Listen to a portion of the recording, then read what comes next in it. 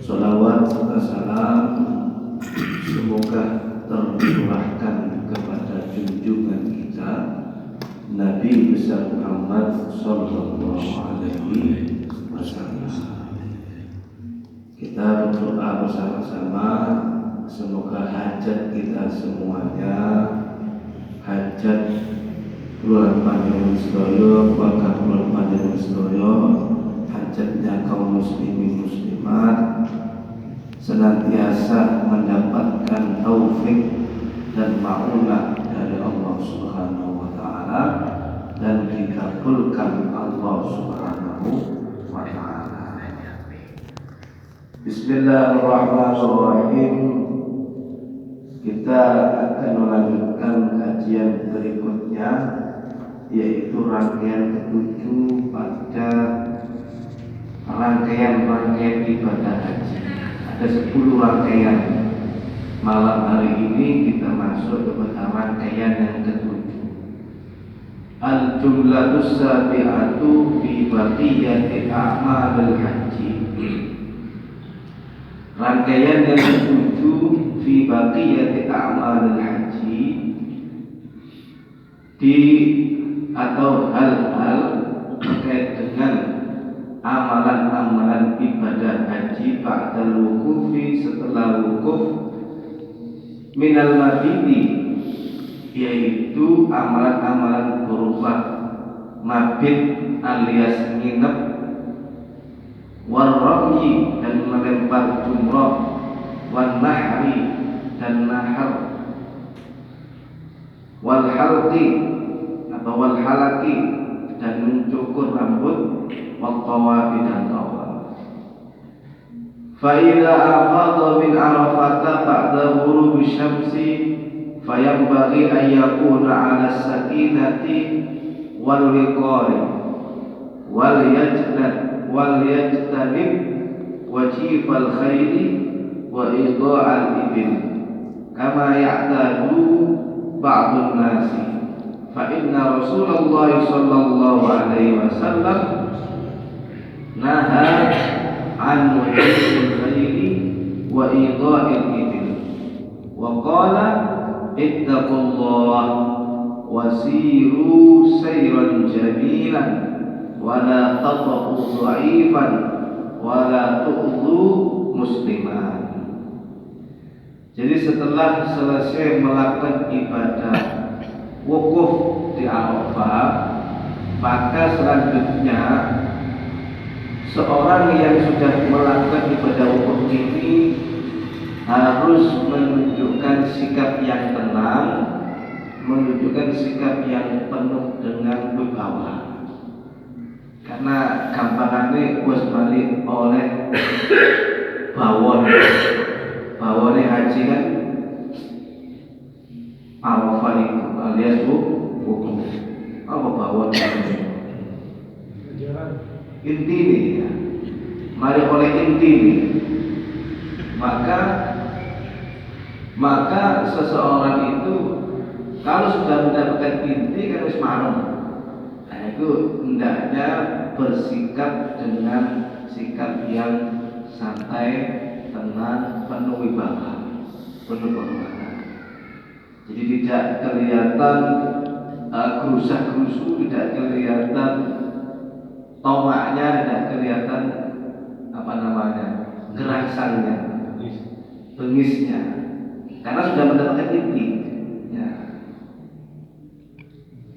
Berjalan dengan santai, berjalan dengan sakinah wal waqar, wal yajtanib wajibal khairi wa idha'ati. Jadi hendaknya kuda itu jangan disambleti ya, cepet-cepet. Nah, ataupun ibil onta itu diinjai atau dipaksa untuk segera. Nah, tidak, tapi santai. Soalnya biasanya orang-orang itu yaitu pengen datang cepat, nah, kemudian kudanya, tunggangannya digas saya begitu, kemudian ontanya juga digas saya. Kenapa? Karena Rasulullah SAW itu melarang untuk melakukan itu. Ini Nabi Dawud, ittaqullaha wasiru sayran jamilan. Bertakwalah kepada Allah dan berjalanlah dengan perjalanan yang anggun dan elegan. Perjalanan yang anggun dan elegan. Tapi ya tetap jangan kayak jalannya Megawati atau apa sinden atau apa sing model ya itu sing biasa tapi sing santun, sing biasa sing penuh dengan kewibawaan. Jadi siru sayran jamilan, berjalanlah dengan perjalanan yang anggun, elegan, santun. Ya apa perjalanan yang santun itu ya? Gimana perjalanan santun? Jadi cepat ya nggak cepat, pelan nggak pelan. Posisi pandangan ke depan ini. Posisi pandangan ke depan tapi ke bawah atau ke depan terus. Ya. Jadi kalau apa namanya perjalanan yang santun atau perjalanan yang elegan itu kondisi kalau tidak ada orang. Ya. Kalau ada orang ya noleh orang paling tidak untuk say hi atau tegur sapa. Tapi kalau nggak ada orang bisa begitu. Tapi kesantun itu sampai kalau kanan kiri ini ternyata orang singo begini kan. Saat perjalanan di padang pasir atau perjalanan sepi. Perjalanan siru sayran jamilan wala taqta'u dha'ifan wala tu'dhu musliman. Janganlah kita ini menginjak-injak orang yang lemah dan menyakiti orang muslim.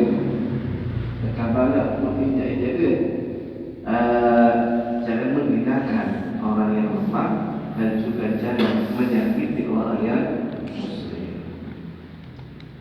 Ya, perjalanan dari orang muslim itu nendang, nyenggol, jongkono. Nah, itu kan perjalanan yang menyakiti. Desek itu perjalanan yang menyakiti. Tidak sakinan, tidak tenang, tidak kotor. Apalagi kalau orang dalam kondisi yang antri berjubel-jubel. Biasanya orang sakar ini karena ingin himmahnya itu tujuannya segera untuk tercapai. Dan itu terjadi, apalagi orang-orang yang katanya yang sudah pernah ke sana itu orang-orang yang gede-gede itu ya kadang-kadang kurang sopan santun.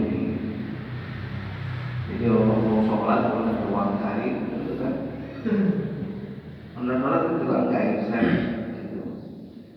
Jadi seolah-olah ya tidak ada sopan santunnya. Bagi kita yang budaya timur merasakan hal itu adalah kurang sopan. Nek awak dhewe kesopanan. Jadi dilindungi wong gitu. Balik-balik misalnya kening mencium wajah aswan ya. Jadi saking sopan itu selalu persilakan orang terus. Monggo. Iya. Kate nyium didhisik wong, ya monggo gitu.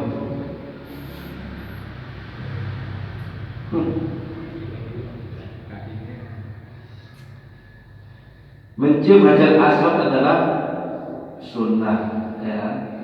Tetapi kalau sampai menyakiti orang lain itu sudah mengurangi daripada pahalanya. Dia menyakiti orang lain demi mencapai sebuah kesunahan, ya.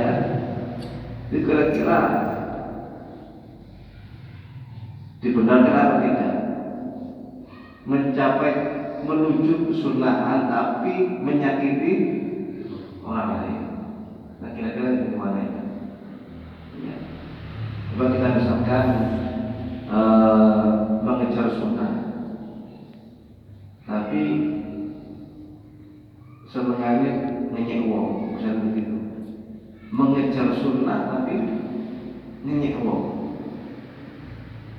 Contoh misalkan ada orang yang mungkin merasa dirinya adalah yang paling sunnah,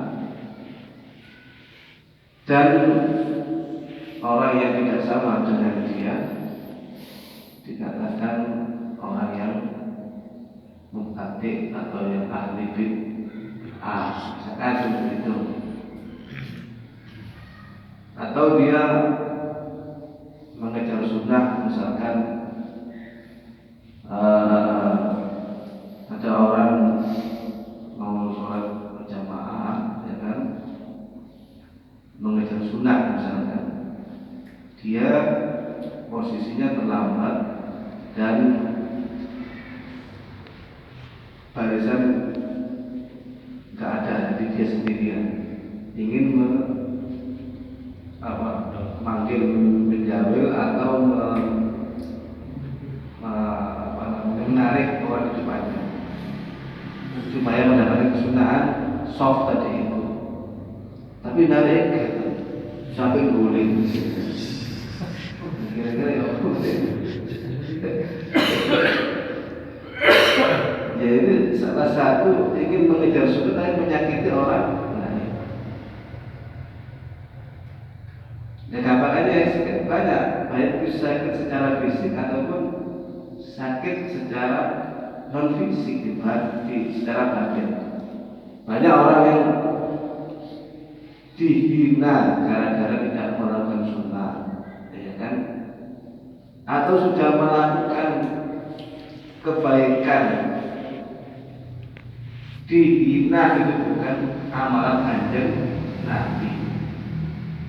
Ya, kira-kira kayak gitu bagaimana? Ya, misalnya kalau ada yang seperti itu. Jadi intinya jangan sampai kita ini dalam bermuamalah itu mengganggu orang lain hanya karena tujuan sunnah. Tujuan dalam hal wajib saja, yaitu kaitannya dengan hukumullah. Dan kita itu tidak boleh maksa. Kaitannya dengan haknya dia dengan Allah, kewajibannya seseorang dengan Allah, itu kita tidak boleh maksa. Contoh orang bojo. Jadi bojo ini gak sholat, misalnya begitu. Lalu kita hajar dia. Itu menghajar kita gara-gara tidak sholat itu dosa. Menghajar kita karena tidak sholat itu. Kenapa? Karena itu sudah haknya dia, wajibnya dia kepada Allah. Kecuali kalau dia tidak melayani kita, atau dia berani kepada kita, atau dia membangkang, yaitu kaitannya dengan hak-haknya seorang suami dan kewajiban istri kepada suami dilanggar, itu boleh. Itu pun tidak boleh dengan cara yang berlebihan, cukup kumpulan yang mendidik, itu boleh. Itu karena dia haknya atau kewajiban kepada suaminya tidak terlaksanakan. Boleh seorang suami itu mukul seorang istri gara-gara itu. Tapi kalau mukul gara-gara dia itu tidak sholat, itu sudah lain lagi. Jadi kewajiban kita itu ya mengingatkan, selalu mengajak, selalu mengarahkan, tidak sampai pada pemukulan. Kecuali kalau melanggar hak-hak atau kewajiban-kewajiban pada haknya suami, itu boleh, tapi dalam batas wajar. Jadi ya, saking dihormatinya manusia itu dalam hal ini adalah ketika berhubungan dengan sesama manusia. Gitu. Jadi kalau urusan dengan pangeran itu mereka sudah. Kita hanya berkewajiban mengajak, kita hanya berkewajiban mengatur, kita hanya berkewajiban mengarahkan. Tidak sampai pada perusakan, tidak sampai pada pemukulan, tidak sampai pada penzaliman. Itu yang perlu digarisbawahi. Yang perlu digarisbawahi itu di situ. Bagaimana kalau dia itu justru malah menghina, misalkan ya, ada orang yang menghina Islam, itu lain lagi sudah urusannya. Ya, kalau dia tidak menghina, kemudian tidak ngaruh-ngaruh, cuma tak gelem sholat, disebut kesalahan itu kita serahkan kepada Allah, kita mintakan hidayah kepada Allah, kita selalu ajak, dan tidak ada kekerasan di sini. Nah, tidak ada kekerasan di dalam itu. Nah, kalau urusan terkait dengan haknya seorang suami yang dikurangi, itu yang boleh dalam tanda kutip untuk main kasar, untuk memberikan efek jerah kepada seorang istri. Nah, itu tata cara dengan bermuamalah. Nah,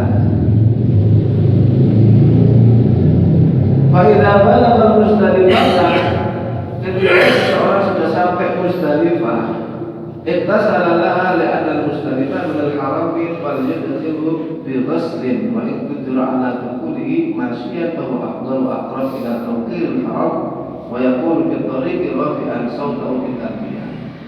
Ketika sudah sampai di Muzdalifah, ya kan setelah wukuf dia menuju Muzdalifah dengan perjalanan yang santai, yang anggun dan elegan.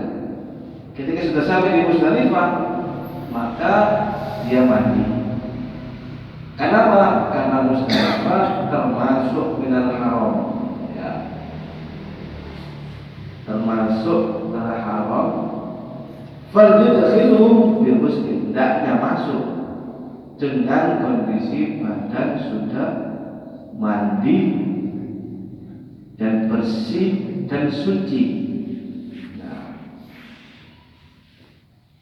wa in qadara ala dukhuli masyian, ketika dia mampu masuk ke Muzdalifah ini dengan berjalan kaki, fa huwa afdal, maka itu lebih utama, wa aqrab, dan lebih dekat ila tawqiril haram, dalam rangka untuk menghormati tanah haram.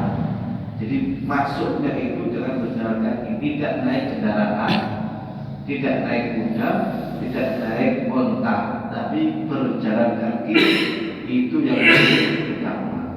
Kenapa? Karena itu ada kemuliaan. Muzdalifah itu posisinya di tanah haram, tanah yang mulia. Maka dengan berjalan kaki itu lebih utama dibanding dengan naik onta atau kuda. Jadi ada unggah-ungguknya.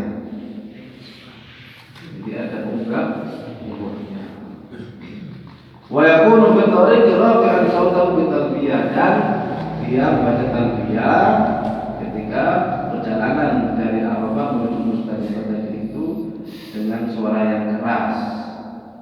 Fa idza balagha Muzdalifah, ketika sudah sampai di Muzdalifah, lalu dia berdoa, Allahumma inna hadhihi Muzdalifatun, Allahumma ya Allah, ini adalah Muzdalifah. Jama'ta fiha al-sinatan mukhtalifah, yang kau kumpulkan di dalamnya ini berbagai macam bahasa. Tas'aluka hawaija mukhtalifatan, yang mereka ini meminta hajat-hajat yang banyak dan bervariasi. Jadi di Muzdalifah ini tempatnya orang doa-doa di situ, termasuk di Arafah itu.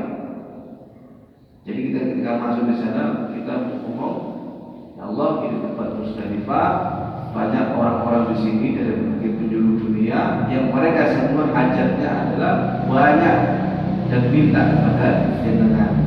Faj'alni mimman da'aka fastajab lahu, maka jadikanlah aku termasuk orang yang berdoa kepadamu dan kau ijabahi doanya.